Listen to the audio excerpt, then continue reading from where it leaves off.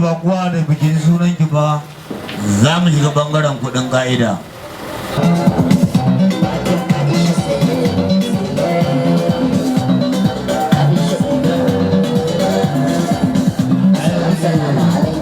Uwarwa ita ke min rawa. Aiki za ki ji waka ki ji me za a ce yanzu za ki yanzu me aka ce? To uban ma ita ke min rawa. Tun da take to ki kawo min daya. Shi ma dan biyutun da kika ji yayi sele ta yi daɗi, masu sele din suna da yawa. Ga wata can ita ma sele ce. To duk kun ga masalala. Shi ya kuma fara yin sele.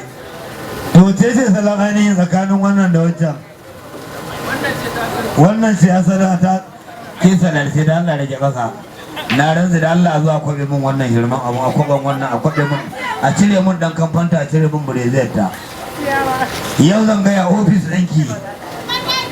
Ya aka yi zo mazo ɗan ta yi ne.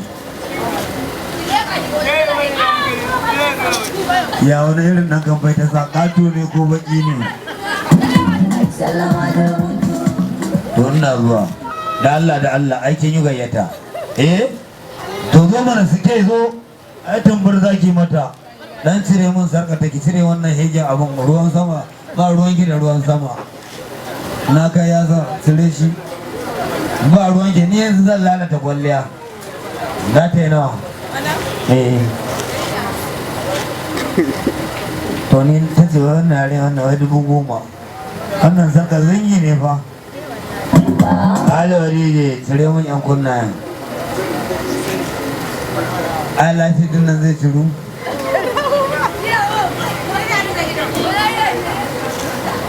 Duk ɗan jijjiran su. Ce mun take in na isa duk wannan abu. Ɗan kamfan fa ofis ne. Ofis ne shi ike kawo kuɗin. Bura uban nan kai ta ce ɗan kamfan nan 30 Brazil 20,000 50,000.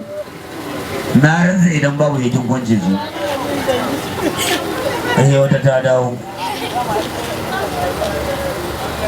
Ya aka yi nawa kenan? 85. Allah yi min kafa uku irin ta awa kai. Ya kuma jallabiyar ba. Nawa da zaman kamar nawa ta yi. To wannan ta ce a ce muke naira 30,000. Idan kin hada nawa?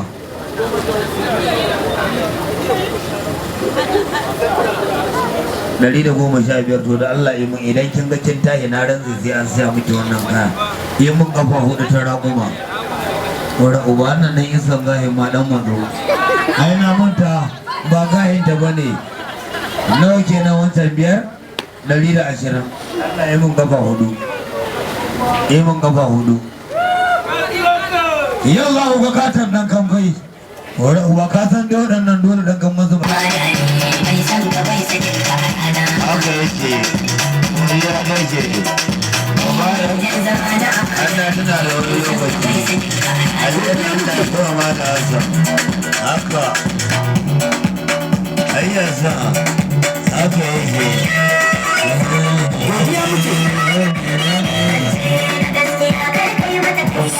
Haka yake.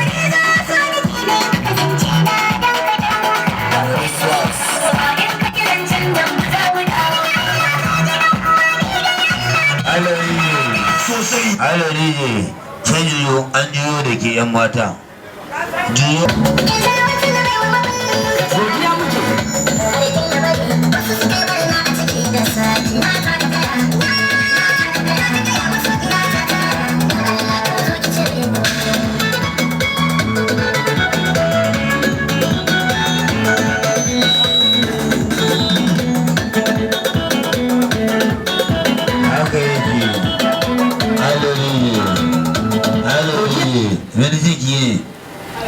Wani zai yi kamar yadda yarinya nan ta yi.